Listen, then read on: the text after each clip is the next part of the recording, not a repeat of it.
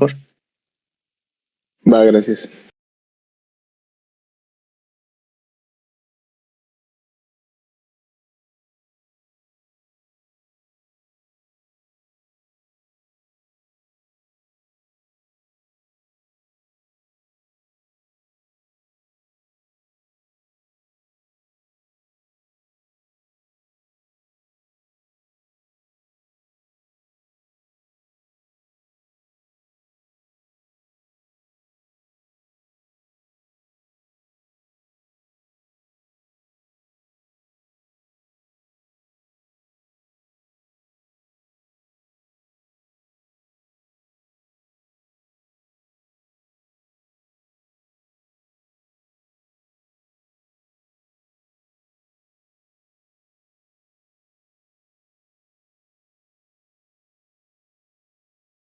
Entonces voy a compartir a ver si ya no tienen problemas.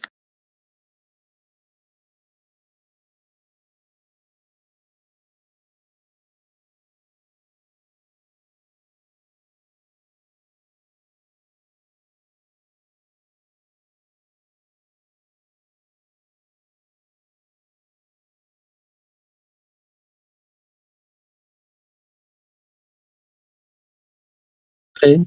Bueno, yo le puse que ya compartiera, pero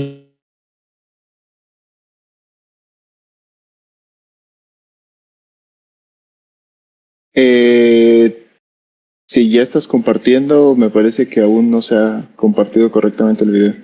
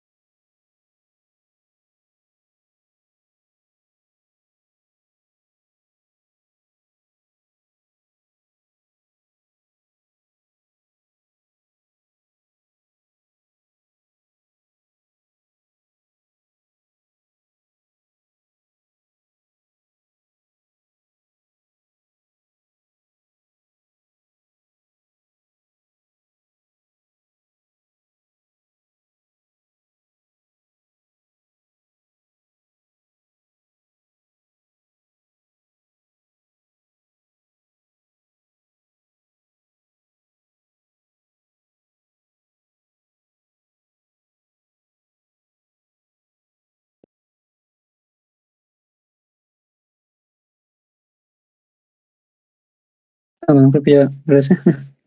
Sí, parece que de repente se desconectó por un rato mi internet. Ahora voy a tratar de hacer con menos resolución y fotogramas a ver si ya no tienen problemas. A ver. Bueno, lo estoy compartiendo otra vez. Confírmeme, porfa, si ya se puede ver bien, sin problemas en pantalla completa.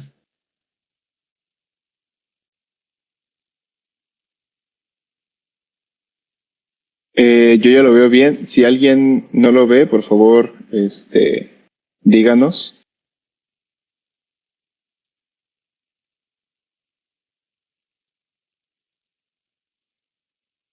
Ok, Me parece que ya todo bien. está bien, va. Este, eh, bueno, eh, creo que voy a continuar con el siguiente. No sé si queda tiempo al final, no sé si quedan, que lo voy a explicar para los que no podrían ver. Pero bueno, creo que ahorita puedo seguir con el siguiente problema, con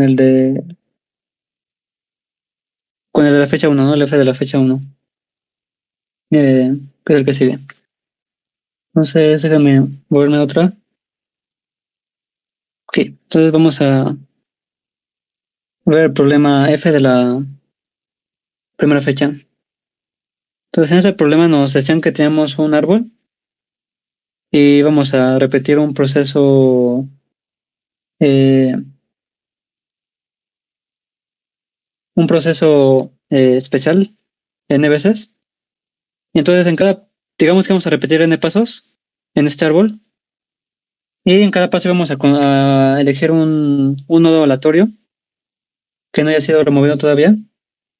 Y lo que vamos a hacer es que una vez que elijamos a ese nodo, vamos a añadir eh, ADV a, a un valor S que tenemos.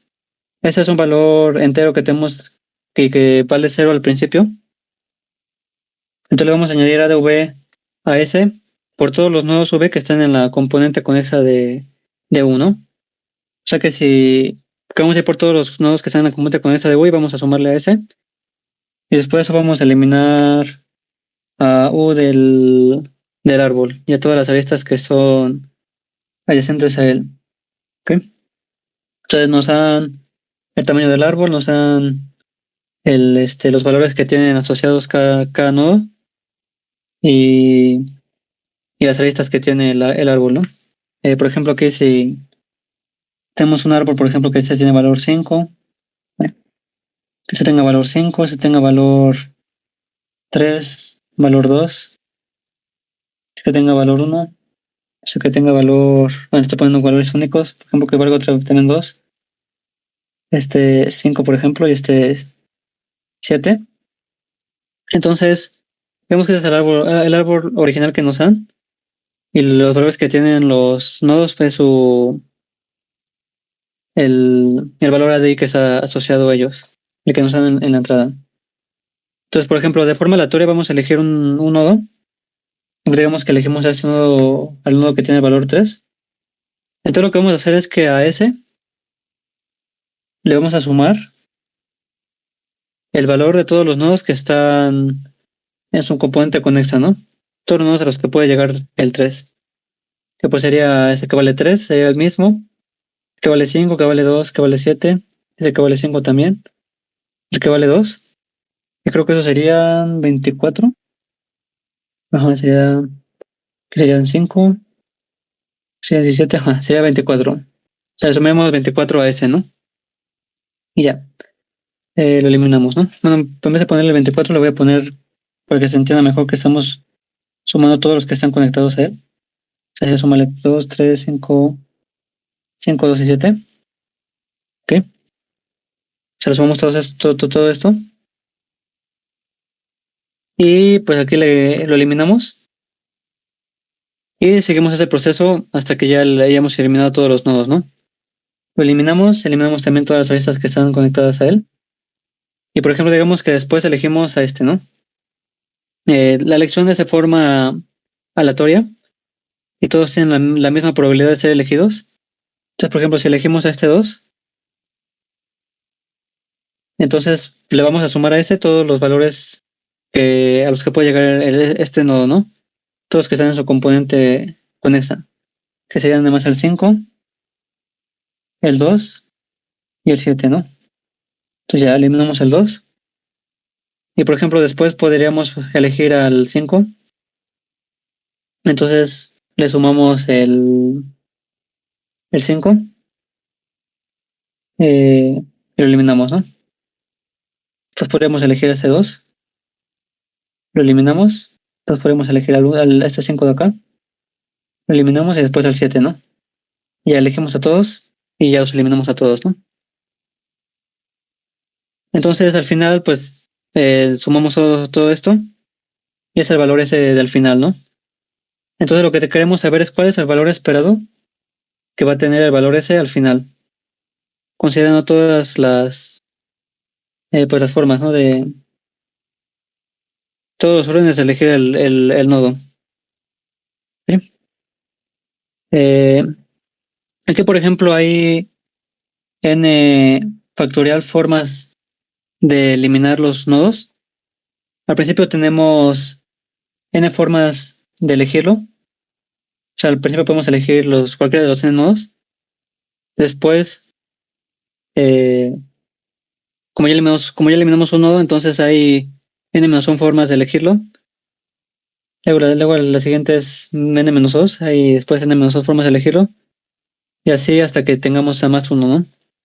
Entonces por eso es que hay n factorial formas de elegir todos. Y pues y todas las formas tienen la misma probabilidad de ser elegidas, ¿no?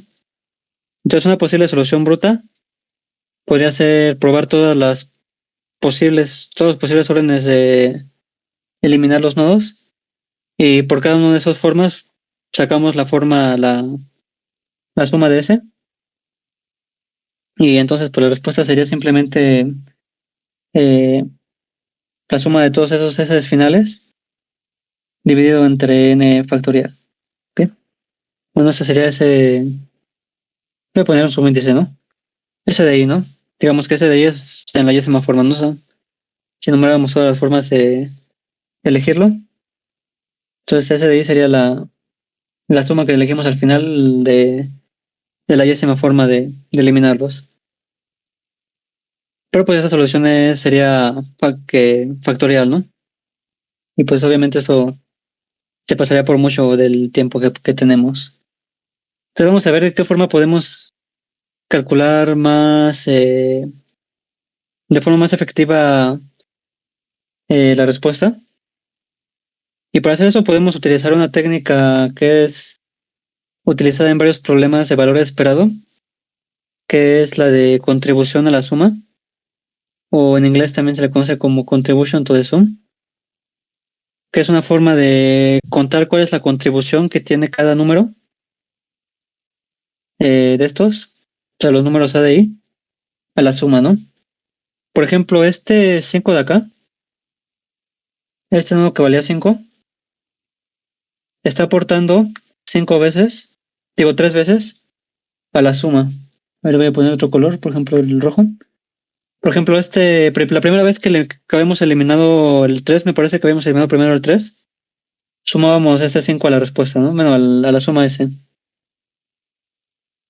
Después de eso, cuando eliminamos el 2, volvemos a sumar el 5, ¿no? Y luego cuando eliminamos este 5 de acá, lo volvemos a sumar, ¿no? Aquí este otro 5 es el otro 5 de acá abajo, ¿no? Entonces ese 5 de acá contribuyó a la suma final de ese 3 veces. ¿Ve? Que fueron esas 3 veces de acá. Entonces algo que podríamos hacer es eh, ver cuánto contribuye cada nodo a la suma de ese y ver cuánto contribuye al valor esperado, ¿no? O sea, la respuesta la podemos expresar también como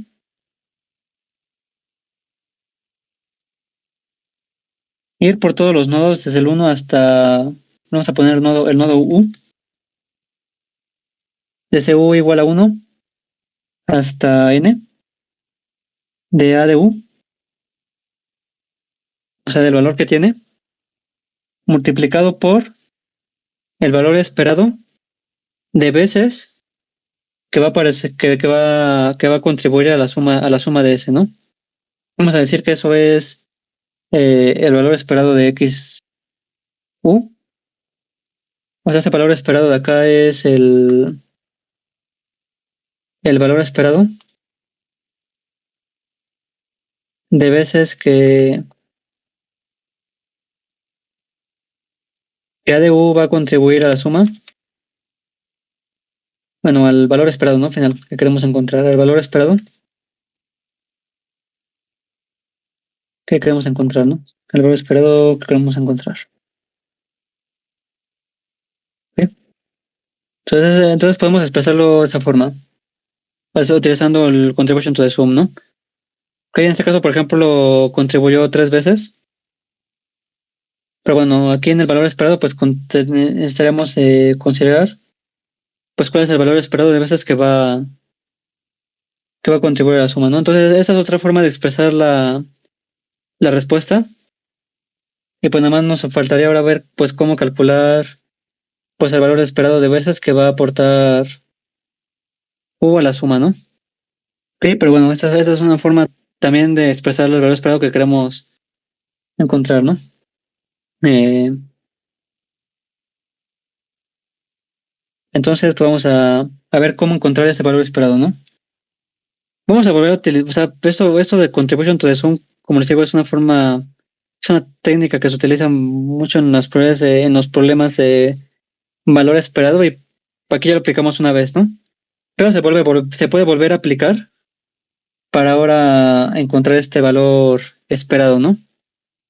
Es decir, ahora lo que podemos hacer es, ahora, una vez que ya fijamos el nodo U, una vez que ya fijamos el nodo U, ahora podemos iterar sobre todos los demás, sobre todos los nodos otra vez, para ver, pues cuál es la probabilidad de que aporte a su, que aporte a la suma cuando eliminemos a ese nodo, ¿no? O sea, nosotros podemos eh,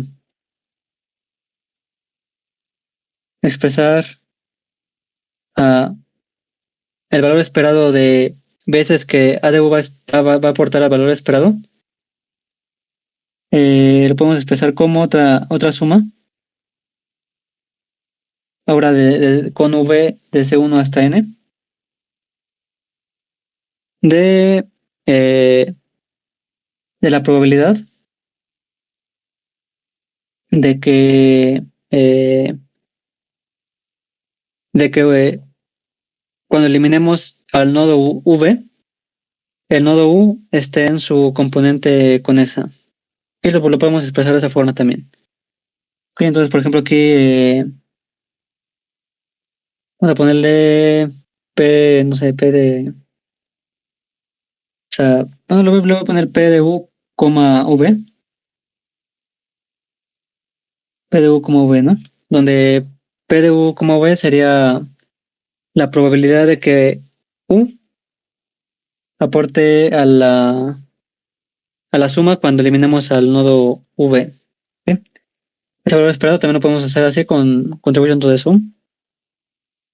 Entonces, pues aquí sería el valor, la probabilidad de que cuando eliminemos a V, pues U está en su misma componente, ¿no? Para que, pues si está en su misma componente, entonces va a aportar a la suma de U. ¿Ok? ¿Y cuánto vale esa probabilidad? Eh, voy a dibujar el grafo. Digamos que ahora queremos saber cómo calcular P de U, V. Entonces, digamos que aquí tenemos el árbol de U y luego tenemos el camino que llega de U a V. Y pues aquí podemos tener más nodos, ¿no?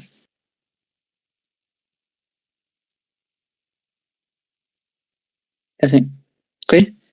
Entonces, para que U aporte a la suma cuando eliminemos a V, lo que tiene que pasar es que pues estén en la misma componente con esta, ¿no?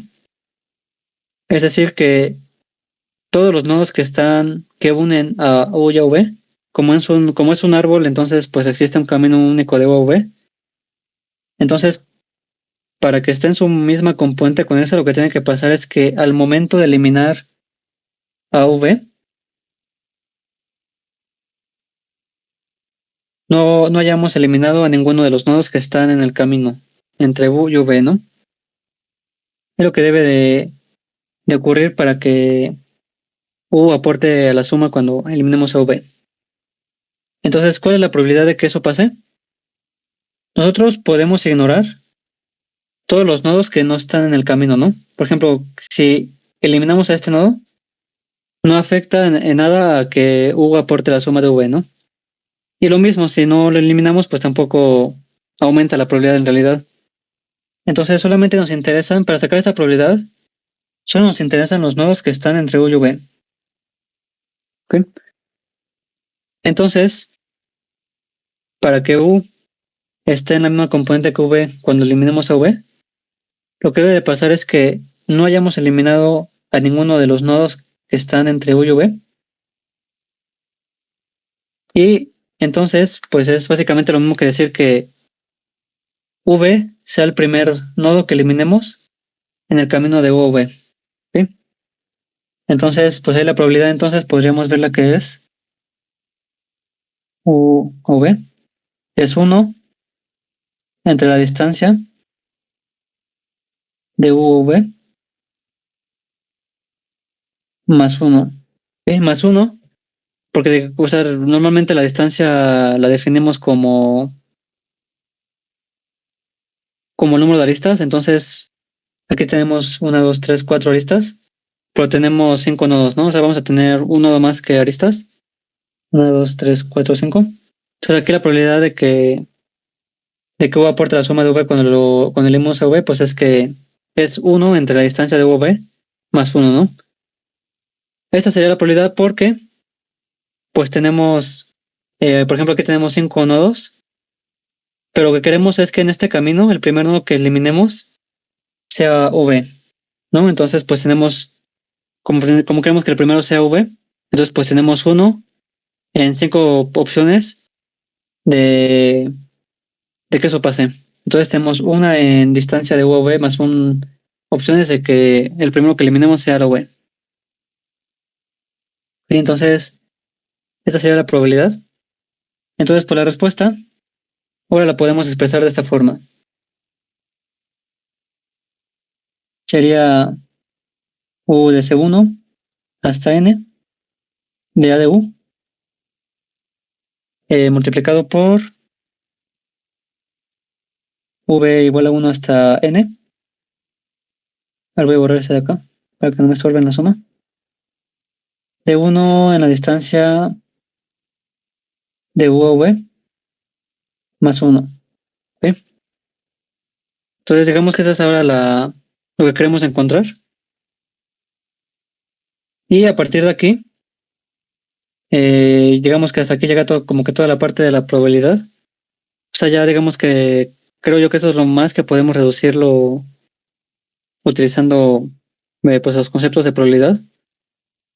Y a partir de ahora, pues ahora se convierte en el problema ahora se convierte en cómo podemos encontrar esta suma de forma, sí, digamos, estas sumas de forma rápida, eh, y que pues que entre en tiempo, ¿no? Porque si lo calculamos así como que de forma bruta, sería n al cuadrado, tal vez por un logaritmo de n para encontrar esta distancia, si utilizamos por ejemplo el SA. Entonces pues sería la complejidad y pues sería muy, muy elevada, ¿no? No podemos calcularla así de forma eh, bruta. Entonces, vamos a ver cómo podemos calcular esta suma rápido. Y para hacer eso, digamos que una técnica que nos ayuda mucho a reducir la complejidad cuando tenemos sumas cuadráticas en un árbol es utilizar centroid decomposition. Entonces, centroid eh, decomposition es composition. No, es como que me cuesta mucho trabajo escribir con, con mi pantalla. Mejor lo voy a escribir con texto. A ver, sería centroid composition. ¿Ok? Lo que vamos a hacer ahora es eh, mm, vamos a encontrar el centroide del árbol. Eh, si recordamos, eh, un centroide es un nodo tal que del tamaño de todos los subárboles que quedan. Sí, o sea, si tomamos el centroide y enraizamos el árbol en el centroide, entonces todos los nodos van a tener tamaño menor o igual a n medios. ¿Sí? Menor o igual a la mitad del tamaño del árbol. Eso es lo que es un centroide. ¿Ok? Si un centroide es un nodo tal que si enraizamos el árbol en ese nodo, todos los subárboles van a tener tamaño menor o igual a n medios. ¿Ok? Entonces vamos a hacer eso, vamos a encontrar el centroide. Y lo que vamos a hacer es encontrar, eh, una vez que digamos que lo enlazamos, vamos a poner un ejemplo, yo creo que me cabe. Vamos, aquí tenemos el centroide y aquí tenemos los demás nodos. Lo que vamos a hacer es encontrar eh, cuánto aportan a la suma las parejas de U y V. Las parejas U y V, digamos que es U y es V, tal que el camino de V pasa por el centroide. Bien, entonces podemos hacer eso. Y entonces vamos a encontrar cuánto aportan a la suma todas esas parejas. Y eso lo podemos hacer de la siguiente forma. Eh, Vamos a tener dos arreglos. Un arreglo que se llama el arreglo P. Eh, bueno, una forma pues es obviamente ir por todas las parejas de nodos y hacerlo también cuadrático. Una forma que va a parecer que también es cuadrática, pero que no que no va a ser, bueno, que podemos después optimizar más, es la siguiente. Esta distancia de acá, si el camino pasa por el centroide, la podemos descomponer en dos distancias, ¿no? Que sea la distancia de U al centroide más la distancia del centroide a V, ¿no? O sea, si el camino de V pasa por el centroide, entonces la distancia de U a V lo podemos descomponer en distancia de U al centroide y distancia del centroide a V, ¿no? Entonces, para optimizar la suma, lo que vamos a hacer es que vamos a agrupar todos los nodos que estén a la misma distancia del centroide. Vamos a agrupar los A de U y los vamos a sumar, ¿no? Los vamos a sumar y también le vamos a hacer lo mismo con todos los nodos V que estén a la misma distancia. No vamos a tener el conteo de todos los que están a distancia V. Es decir, vamos a tener dos arreglos. Uno que se llame P, que va a ser P0, P1 y así. Hasta el tamaño máximo del arreglo, digamos hasta N. Donde P de I va a ser la suma de todos los nodos I, bueno, todos los nodos U, tal que U está a distancia I del centroide. ¿Sí? A de U. ¿Sí? O sea, estamos agrupando todos los nodos que están a la misma distancia del centroide. Estamos sumando su valor a de U. Y vamos a tener otro nodo otro arreglo que se llame Q, Q, eh, digamos Q de 0, Q de 1, así hasta Q de N, donde Q de I va a ser cuántos nodos están a distancia, cuántos nodos U están a distancia, este, I del centroide. ¿Sí? Eh, a distancia I. ¿Sí? O sea, ahora estamos agrupando todos los nodos que están a la misma distancia de centroide. Estamos contando cuántos hay. Distancia I. ¿Sí? Entonces, P va a ser la suma de los A de U, de los que están a distancia, a la misma distancia, a distancia I. Y Q de I va a ser los que están a distancia I, pero va a ser el conteo de cuántos existen ahí. Entonces ahora podemos cambiar un poco esta suma de acá. Como que ya lo descompusimos, entonces ahora va a ser, la respuesta va a ser, bueno, va a ser la suma, va a ser iterar SU hasta N, igual CJ hasta N, y va a ser P de I por Q de J multiplicado por 1 entre I más J más 1.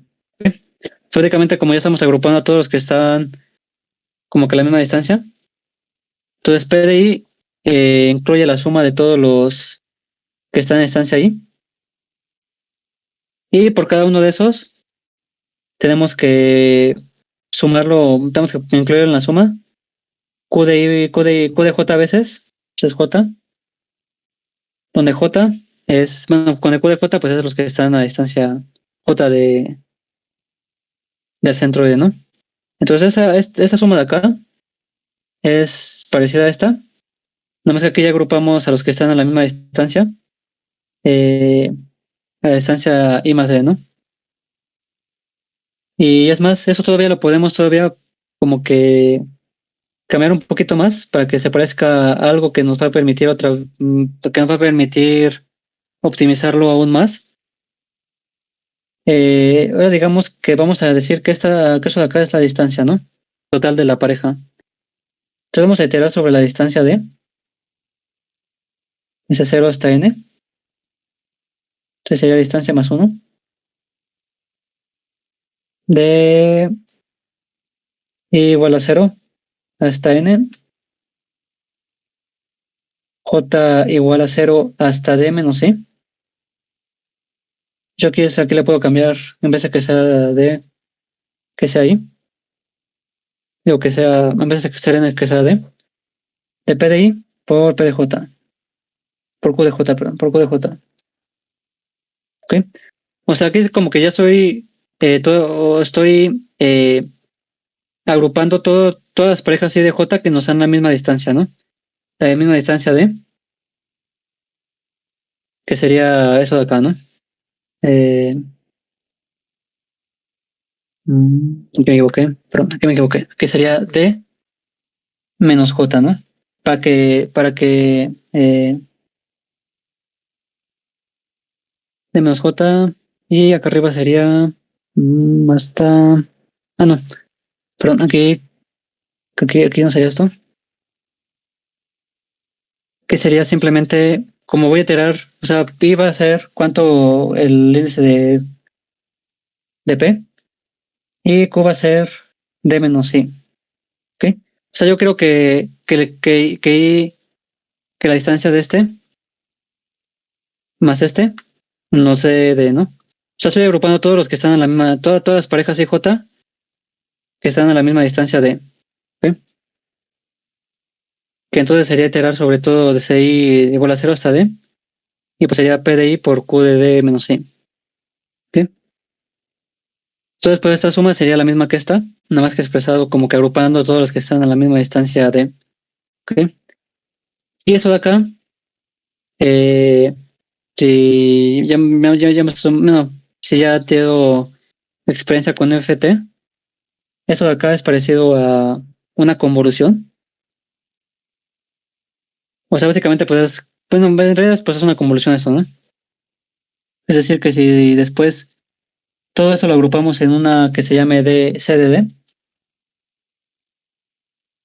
eh, D igual a 0 hasta N, 1 entre D más 1 por CDD. Entonces, si después hacemos un arreglo que se llame C, que te contenga C0, C1, así hasta CN, entonces aquí nosotros vemos que por la forma que tiene CDI, porque CDI es esto de acá, o sea, es la suma de CJ igual a 0 hasta I de PJ por QI menos J. Entonces, por esto de acá es una convolución, o sea, C, por definición se va a hacer la convolución de P por Q. Y ya tenemos, digamos que ya conocemos, hay un algoritmo que ya hace esto de forma rápida. O sea, hacer esta suma así de forma eh, bruta, haciendo los os, haciendo con force, va a ser cuadrático, pero que podemos utilizar una técnica que nos ayuda a hacerlo rápido, que es la FT. Cuando tenemos números reales utilizamos FT, pero que como tenemos un módulo especial, este módulo en específico nos permite también aplicar NTT, y no nos va, y la NTT no incurre en pérdida de precisión. Si hacemos con FT, sí nos podemos arriesgar a que perdamos precisión aquí, pero con la NTT ya no perdemos precisión. ¿Ok? Y entonces, pues simplemente sería aplicar FT una vez que tengamos los arreglos P y Q. Y pues ya, con eso tendríamos todos los caminos en n log n. O sea, eso lo que lo va a permitir hacer es en n log n. Eh,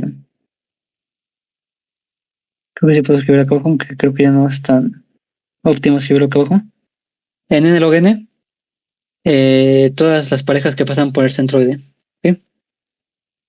Aquí el único problema es que también, así como estamos definiendo la suma, va a encontrar eh, también cuando U y V estén en el mismo subárbol, ¿no? O sea que aquí lo que va a hacer es que va a pensar que la U va al centroide, y luego del centroide se regresa a V, ¿no? O sea, también va a contar como que estas parejas que no deseamos y que están incorrectas, porque aquí la distancia diría que es 3. O sea, pues se va de U a C, que pues ahí ya es una arista.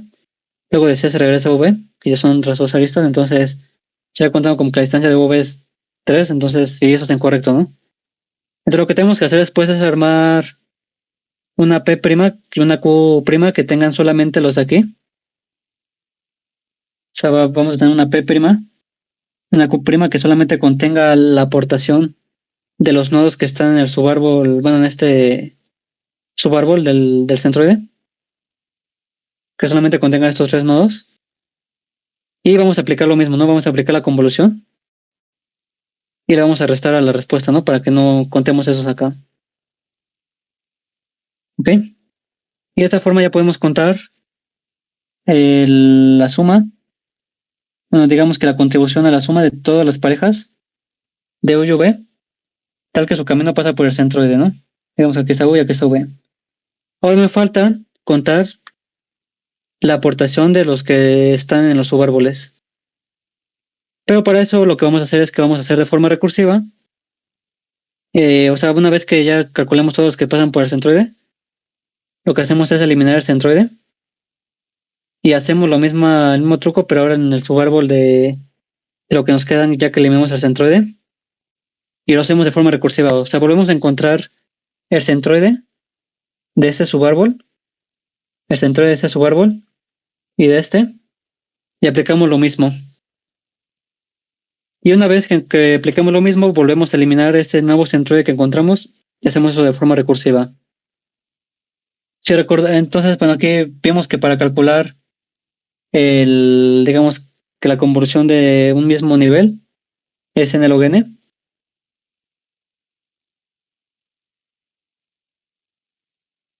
Después, para calcular los de los hijos, va a volver a ser n log n. Entonces va a ser n log n por cada nivel, digamos que de los centroides. Pero como en cada paso, o sea, como estamos diciendo que cada subárbol tiene tamaño menor o igual a la mitad, o sea, el tamaño de este es menor o igual a n medios, el tamaño de este también es menor o igual a n medios, y así. Entonces, pues que en cada paso estamos estamos partiendo el tamaño a la mitad. Entonces, a lo más vamos a tener logaritmo de n niveles. Entonces, pues digamos que vamos a tener la complejidad de n por logaritmo de n multiplicado logaritmo de n veces. Y entonces nos quedaría n por logaritmo cuadrado de n, la complejidad final. Y pues ya digamos que esa es la complejidad final. Y pues eso sí ya entra en tiempo, ¿no? Porque la n va hasta 10 a la 5, ¿no? Y pues ya, esa sería la solución del problema. Entonces no sé si tengan dudas con la solución. Está un poco larga porque, bueno, son varios pasos, estamos aplicando, creo que, bueno, se puede decir que estamos aplicando tres temas.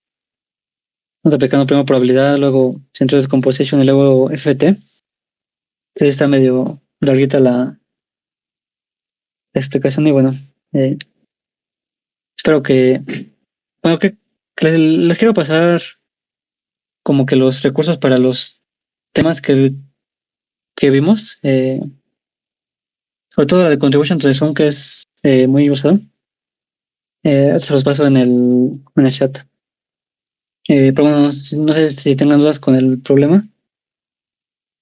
Si no hay dudas, entonces creo que podemos pasar con el siguiente tema. No, digo, con el siguiente problema.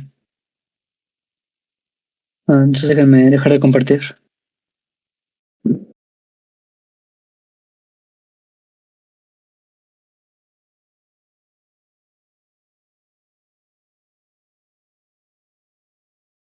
Ok, entonces, bueno, el siguiente problema sería el de Earning Reports de la segunda fecha. Voy a compartir mi pantalla.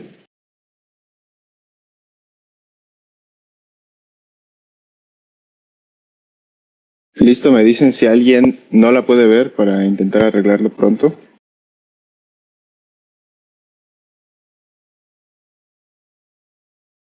Va, entonces, pues este problema realmente no debería estar tan alto en la lista de explicaciones, pero pues es uno de implementación y claramente no son muy resueltos durante concurso. Pero a los que no lo leyeron, lo que te dice es que necesitas calcular para n trabajos y queries la cantidad de el salario total que tuvo de todos los pagos en un rango de fechas que te da la query. Entonces te da varios trabajos que pueden tener un pago semanal, quincenal o mensual, y te da las especificaciones pues de que el semanal, por ejemplo, te dice que solo se puede pagar cada viernes. Los quincenales solo se pagan el 15 o el último de cada mes, y los mensuales solo se pagan el último de cada mes. También había trabajos que podían no haber terminado, es decir, que si no te daban una fecha final, pues asumías que el trabajo seguía indefinidamente, ¿no? Para cualquier query que asumías que el trabajo si estaba al inicio dentro del rango de la query, entonces iba a seguir trabajando al menos hasta un día después de la query, ¿no? Es lo que podrías asumir. Y bueno, te daba las fechas de ambos trabajos en la descripción y te decía el tipo de trabajo. Entonces aquí lo que tenías que darte cuenta para implementar el problema de manera sencilla, de alguna manera, era que pues la cantidad de años va hasta el 9.999. Entonces, la cantidad de días que tienes hasta 1 de 4 años no es más de 3 de 6 aproximadamente. Entonces, realmente podías simular para cada día qué día de la semana iba a caer y qué número de fecha total iba a ser, ¿no? Contando a partir del primer día que te daban disponible. Entonces, para este problema, realmente nada más había que hacer cuentitas. Te daban 1 de 3 1 de 3 salarios y te daban 1 de 5 queries. ¿Va? Entonces aquí, dependiendo de cómo estabas planeando la implementación, podría parecer que te ibas a salir de los límites porque estaba a 1 segundo, a 1.5 segundos el problema. Pero realmente la complejidad pues no queda esto, sino que queda a tu número de días, ¿no? Máximo, donde el número de días máximo que tienes es 1 de 6. Entonces, no importaba si lo implementabas un poco feo, realmente quedaba bastante suelta la complejidad aquí. Y pues bueno, de las soluciones oficiales, pues realmente la primera parte es un for o como tú lo quieras implementar, donde vas a caminar por todos los días desde el día 2000 me parece que te da, o puedes comenzar desde un día antes, después, porque se va a usar para hacer acumulados sobre la respuesta sobre los días para poder obtener la respuesta. Y podías caminar del 2000 al 999 de uno en uno, tal que pues ibas calculando el número de día, o sea, de lunes a domingo pues módulo 7 y ibas calculando el índice del día actual en el que ibas. Entonces, para cada día, pues ya sabías si iba a ser, si caía en viernes, si iba a ser del tipo de pago, iba a afectar a los tipos de pago semanal. Si caía en 15 o caía en fin de mes. Ups. Entonces sabías que esto iba a ser para quincenal.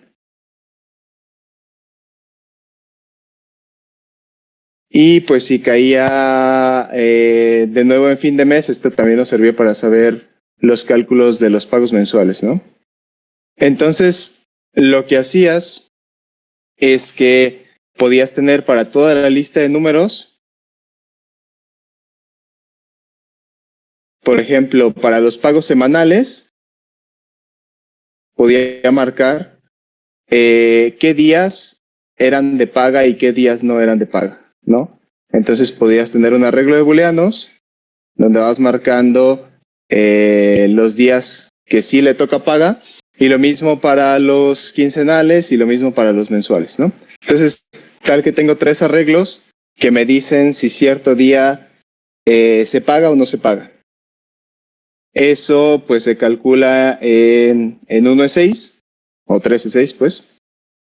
Y lo que podías hacer con los rangos de los salarios era hacer un acumulado tal que guardaras en cierto rango de días o en cierto día cuántos salarios caen, ¿no? Independientemente de si sería día de paga o no es día de paga, puedes saber si en ese rango de días cuántos salarios están abarcando ese día, ¿no?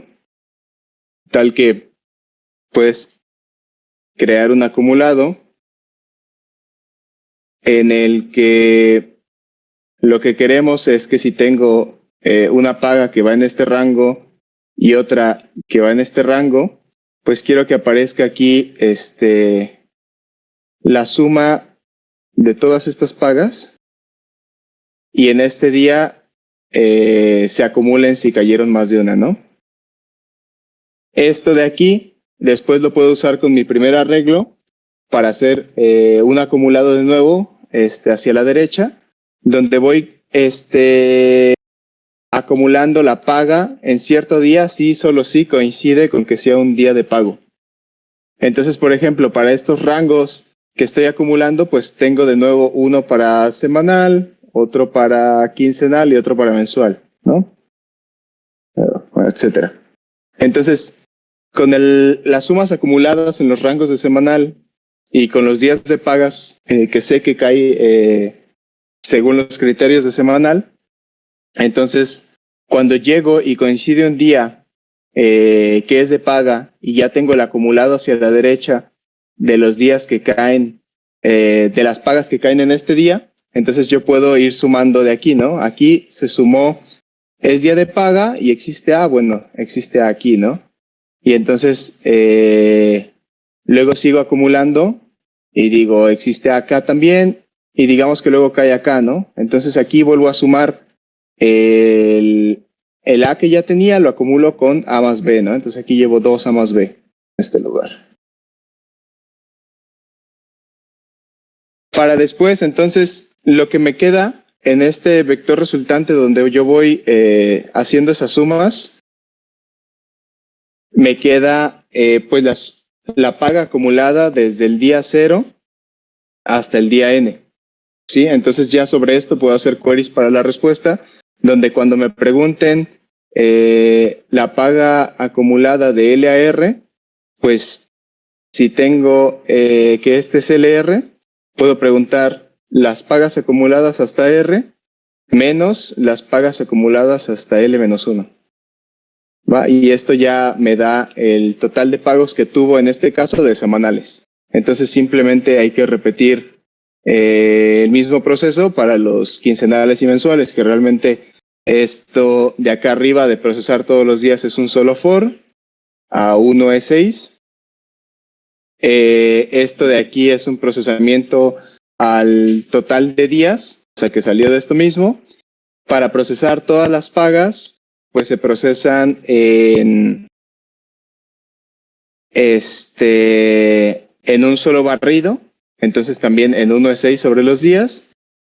Y al final, para el último acumulado, donde estoy checando cada uno con uno, tal que reviso las sumas acumuladas y veo si es día de paga o no, para sumarlo, pues es otro barrido de 1 de 6, ¿no? Entonces al final la complejidad total de todo esto, pues me quedaba en eso. Y pues ya, realmente ahí no era más que tener cuidado con el cálculo que hacías de los días, tal que si febrero iba a tener un día más, un día menos por ser año bisiesto. Y es todo lo del problema. No sé si alguien tenga dudas con esto de acá. Realmente solo es tener cuidado con la implementación y es todo. La implementación tampoco no es muy larga. Me parece que son alrededor de 70, 60 líneas. Pero bueno, ¿alguien tiene dudas con este problema? ¿Quedó clara la solución?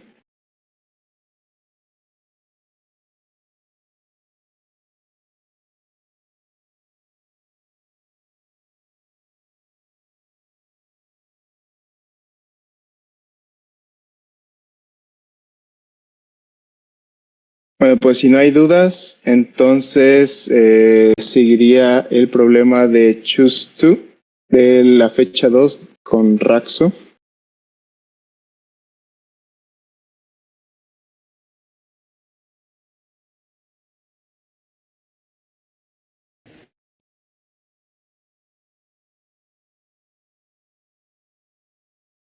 Ya que estoy. Va, voy a dejar de compartir. Comparte tú mejor porque recuerda que bueno, mi internet Va, no, ok. no es tan cómodo. A ver, voy a estar acá en el frame 7. Bueno, primero voy a explicar el problema choose to.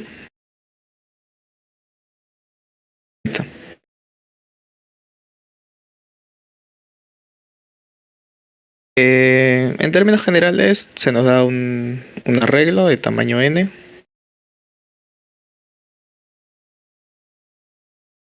Reduciendo, lo que exige el problema es que nos piden contar la cantidad de formas en las que podemos tomar dos subarreglos que no se intersectan y que el máximo de cada uno de ellos es exactamente el mismo, ¿no? El máximo de, supongamos que este sea un arreglo B, este es un arreglo C, que el máximo de B sea igual que el máximo de C.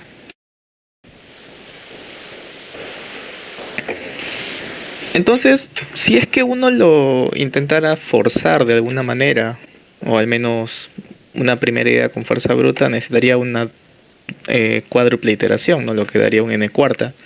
Definitivamente eso no nos sirve en absoluto. Así que tendríamos que plantearlo de alguna otra forma. Técnicamente, ya que estamos igualando la cantidad que se refiere al máximo de cada uno de los arreglos, nos convendría un poquito más fijar el máximo y luego contar de cuántas formas podríamos tomar dos subarreglos que, bueno, donde el valor se mantenga como máximo y que dichos arreglos sean disjuntos, ¿no? Para ello vamos a plantear dos características. En primera instancia, nosotros quisiéramos tomar un arreglo a la izquierda y un arreglo a la derecha. Vamos a referirnos a ellos como arreglo izquierdo y arreglo derecho respectivamente. Además, este arreglo B, al igual que el arreglo C, solo que de manera más o menos análoga, debe estar caracterizado por algo. Porque el máximo por su cuenta, como valor, no lo va a caracterizar. Porque si yo tengo algo como 1, 3, 1 y luego un 3 más, el máximo, bueno, un 2 más por ejemplo, el máximo de este arreglo es exactamente el mismo que el máximo de este arreglo o el máximo de este otro arreglo, ¿no? Entonces tendríamos que poder hallar alguna manera en la que se puede relacionar estos subarreglos sin que se repita. Para ello vamos a caracterizar el arreglo izquierdo en función a la última ocurrencia de su máximo.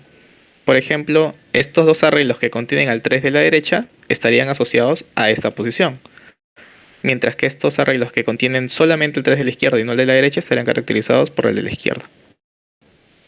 En el caso de los arreglos del lado derecho, vamos a hacerlo relativamente al revés. No va a estar caracterizado por la última ocurrencia del máximo, sino por la primera.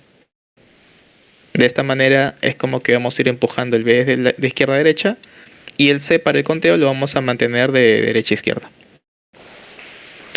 Entonces, por lo pronto, ¿qué tendríamos? Nosotros podríamos plantear que si fijamos un máximo como X, tendríamos las posiciones en las que ocurre,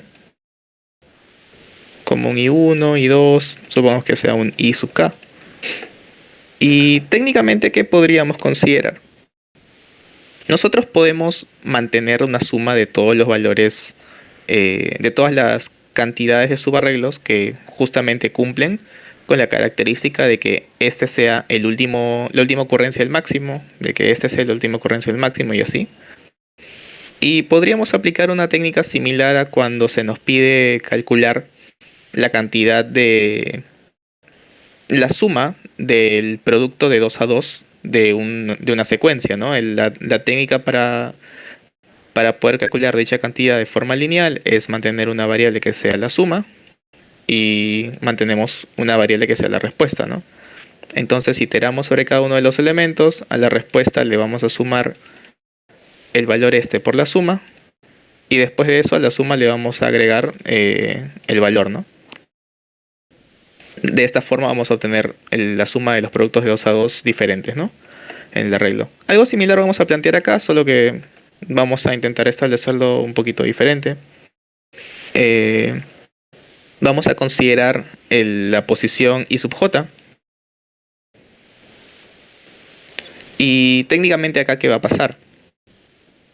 Nosotros, en primera instancia, sabemos que desde la posición j-2 hacia atrás, ninguno de esos subarreglos va a intersectarse con alguno de los subarreglos que tenga a esta posición como la ocurrencia más a la izquierda del máximo, ya que existe el IJ-1. Por lo tanto, si este de acá se llegara a intersectar con alguno de los de la derecha, técnicamente la única forma en que se dé eso es que alguno de los dos lados atraviese esta posición, o bien el lado izquierdo, o bien el lado derecho. Pero eso sería una contradicción, ya que nosotros queremos que el lado izquierdo sea la última ocurrencia y que el lado derecho sea la primera. Si alguno de los dos cruzara, estaría rompiendo alguno de esas dos. Eso implicaría que para esta posición, para la I sub j, todos estos arreglos técnicamente pueden ser parte de la suma que se va a multiplicar por la cantidad de subarreglos que contienen a I sub j como la primera ocurrencia sin ningún tipo de problema. Es como que sum por, y digamos que tenemos una función subarraíz de la posición I sub j, y esto lo podemos sumar a la respuesta de manera directa. El único caso en el que vamos a tener que cuidarnos un poco es con el que está exactamente a la izquierda, porque acá sí pueden haber intersecciones en términos de hacia dónde puedes llegar, ¿no? Ahora, ¿en qué sentido? Cuando son consecutivos estas dos ocurrencias, se van a plantear tres casos. Voy a moverme al siguiente frame.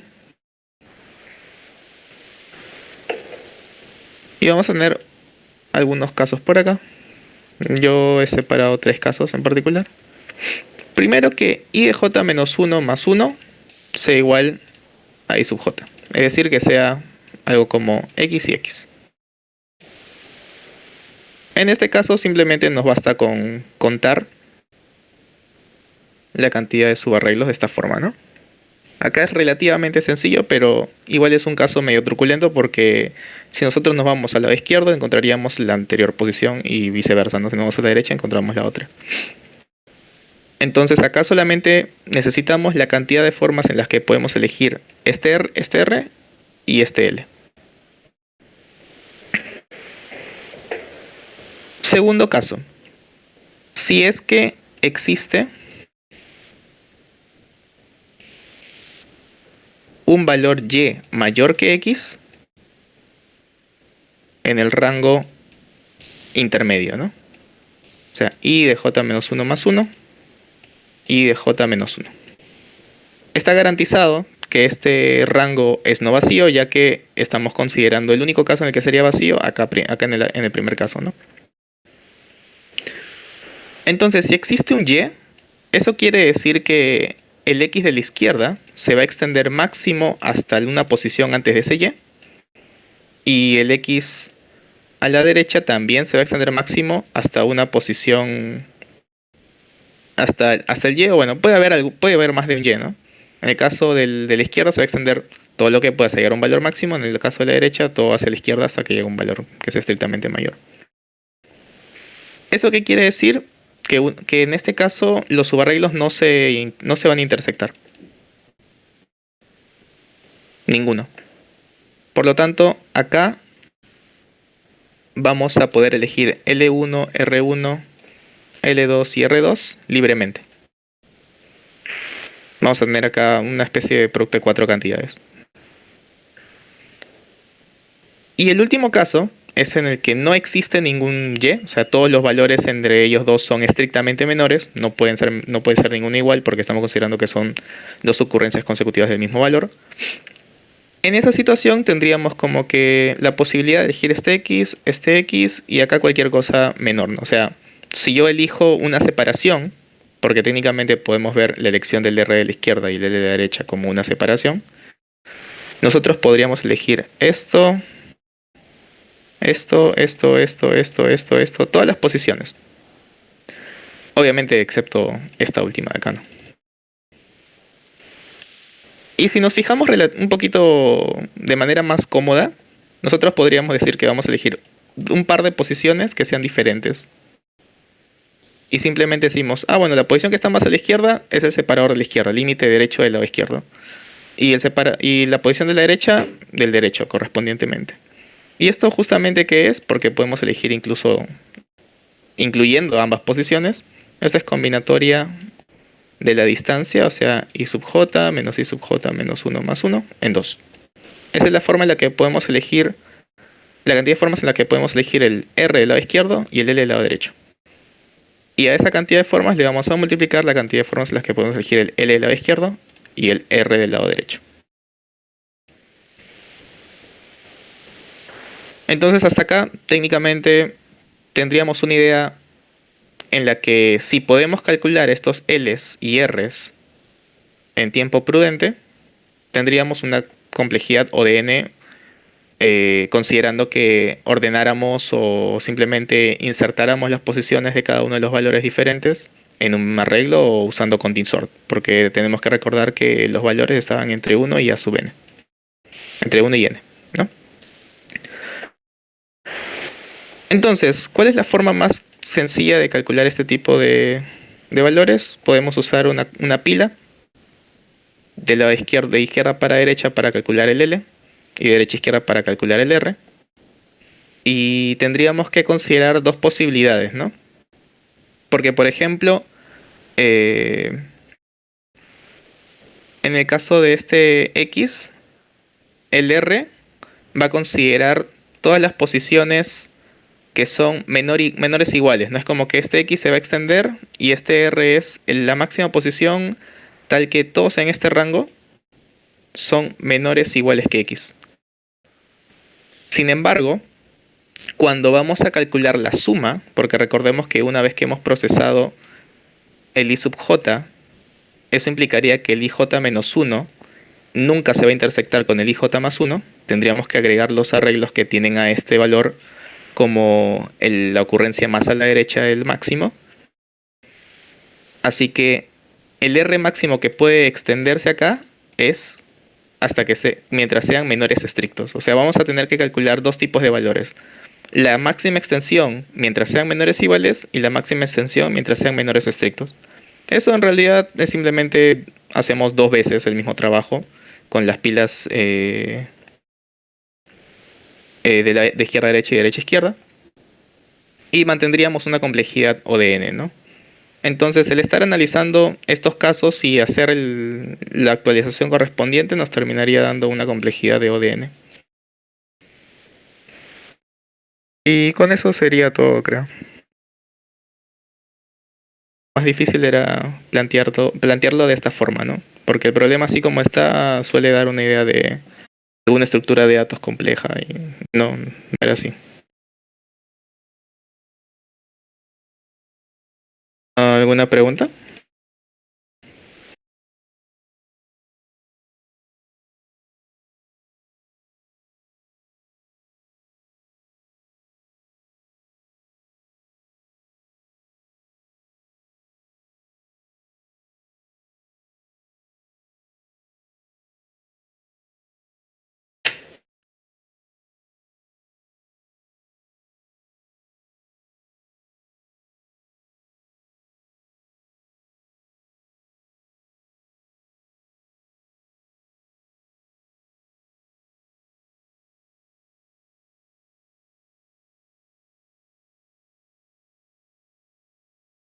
Bueno, si no hay preguntas, ¿alguien me puede crear un frame nuevo para hacer el problema F?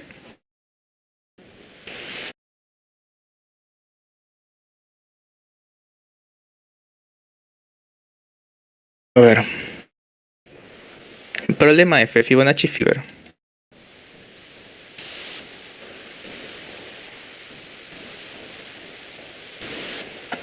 Este problema técnicamente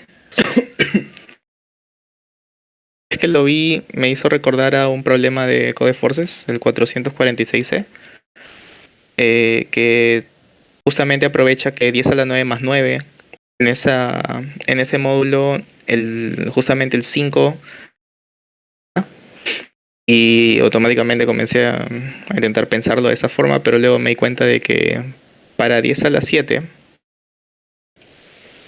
digo, 10 a la 9 más 7, 5 no tiene raíz cuadrada.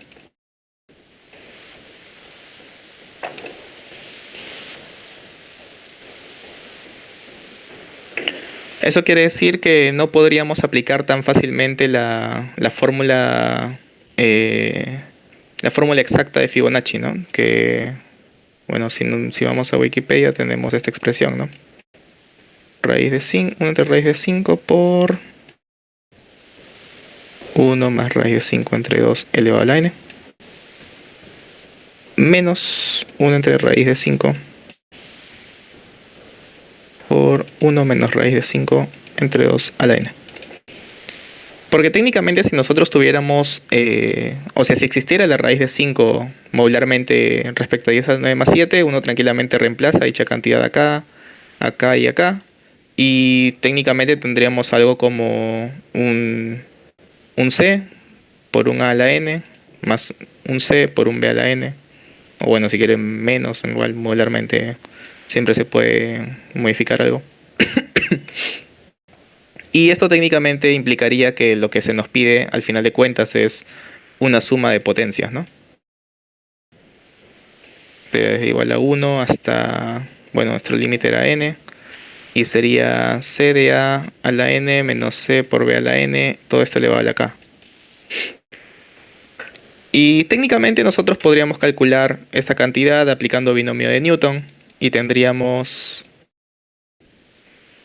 que desglosarlo, ¿no?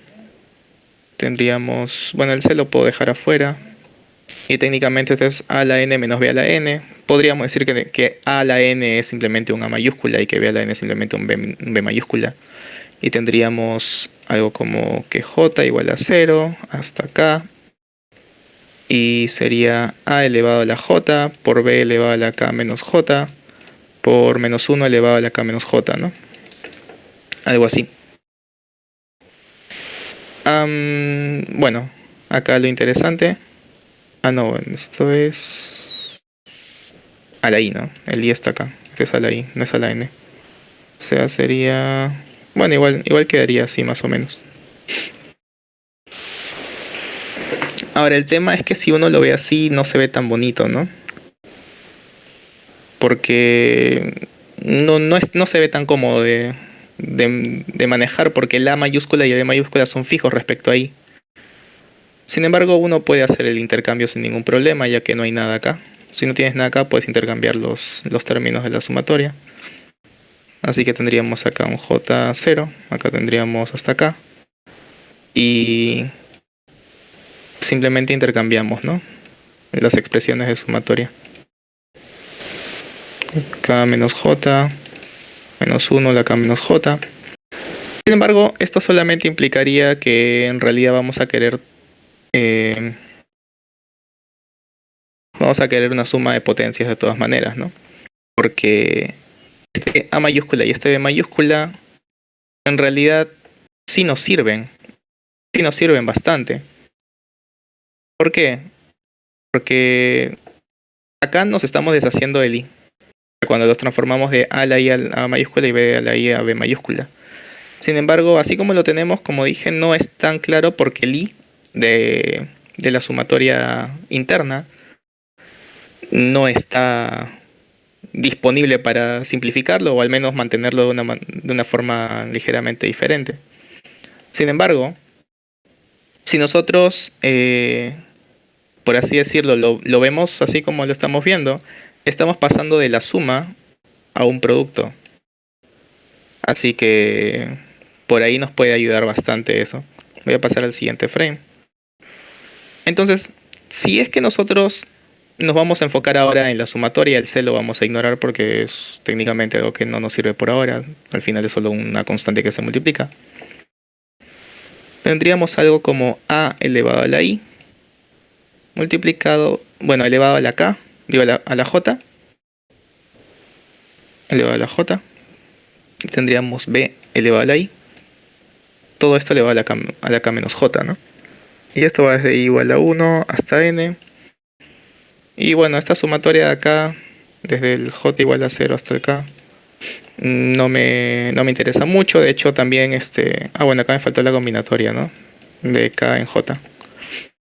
Pero todos esos términos que dependen de J, en realidad los podemos sacar y multiplicar, ¿no? Acá faltaba combinatoria K en J. Y a mí no me gusta cómo se ven estos dos términos así. A mí me agrada más si es que yo lo invierto, ¿no? A la K elevado a la I y B a la K menos J elevado a la I. Porque técnicamente yo puedo agarrarlo de adentro y digo que esto es A a la K por B a la K menos J, todo elevado a la I. Y ahora sí tengo una sumatoria de potencias. Y una sumatoria de potencias, eso tranquilamente lo puedo obtener en tiempo logarítmico con una exponenciación binaria. Es más, si es que yo tuviera garantizado de que este valor X tiene inversa modular respecto a mi módulo, yo tranquilamente puedo aplicar la expresión, ¿no?, de producto, cociente notable, que es esta de acá. Lastimosamente para nosotros esta expresión no necesariamente tiene inversa, ya que tiene factores de raíz de 5 internamente, probablemente, así que no todos los términos van a tener. Por lo tanto, esta idea está descartada. De hecho, si no recuerdo mal, el autor original tenía un código basado en esta idea y me parece que por eso fallaba en algunos casos. Por eso la idea logarítmica es la correcta. Sin embargo, por ahora hemos estado planteando todo este tema, pero no nos hemos enfocado en algo. Si la raíz cuadrada de 5 no tiene inversa, ¿cómo vamos a multiplicar por 1 entre raíz de 5 al final de todo?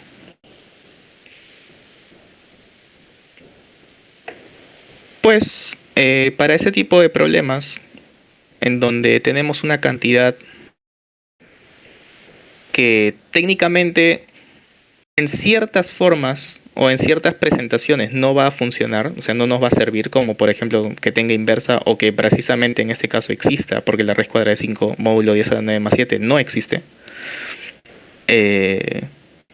Pero elevada a cierta potencia, si nos funciona, o sea, si existe, podríamos aplicar algo ligeramente similar. Porque decir que algo existe y elevado a cierta potencia sí existe, nos hace recordar a este número de acá, ¿no?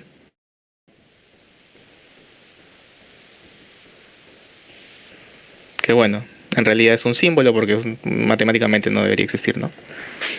Entonces vamos a plantear algo similar a lo que proponen los números complejos. De manera que cualquier término de alguna operación que tengamos, cualquier x, va a ser expresado como un a más un b por raíz de 5.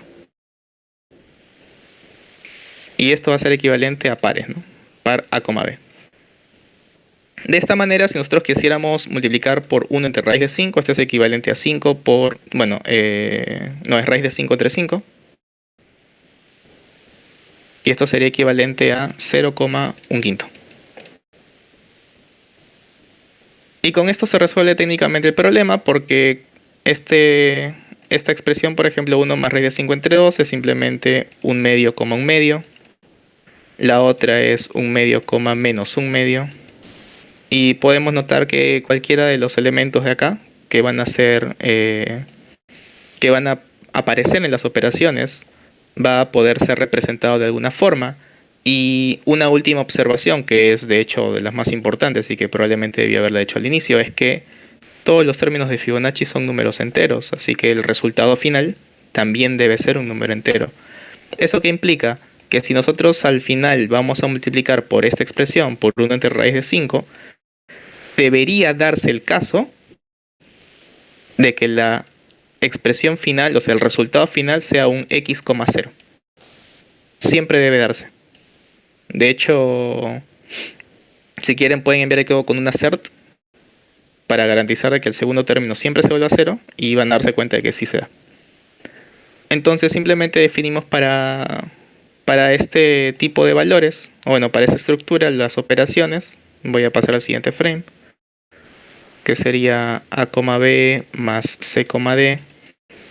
Y vamos a ver que es exactamente, bueno, no exactamente, es muy parecido al de los números complejos, ¿no? Lo único que cambia es el producto, porque en este caso nuestra variable i no es 1, no es menos 1 a la cuarta, digo al cuadrado, sino es 5. Así que acá sería a por c más 5 por bd.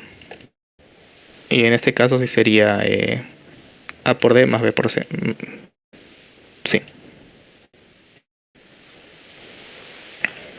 Y definiendo esto ya debería poderse calcular la respuesta en tiempo logarítmico con una exponenciación rápida para suma de potencias.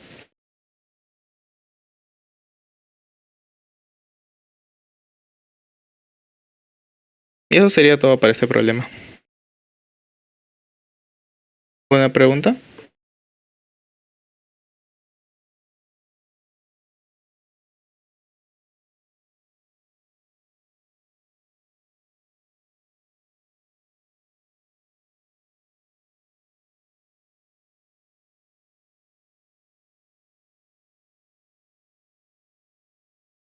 Bueno, pues eso sería todo.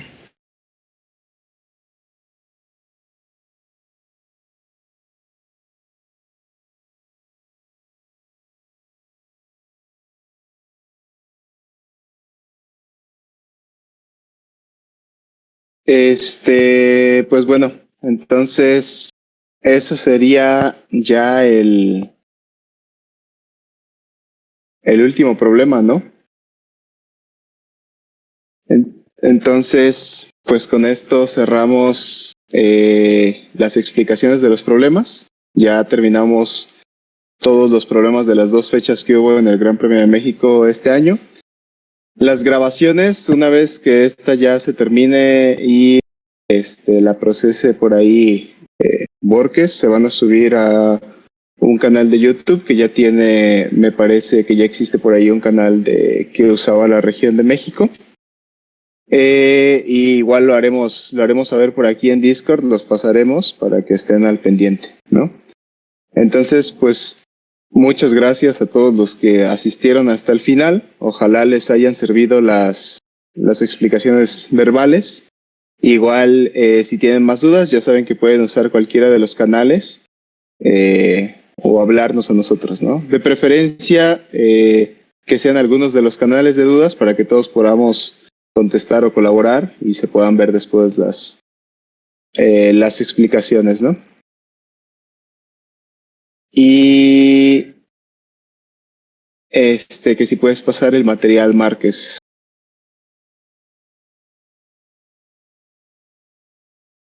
Igual no sé si siga aquí, si no lo pasamos al rato. Va, entonces, pues muchas gracias y ya nos despedimos aquí. Pueden seguir usando el chat. Pues nos vemos.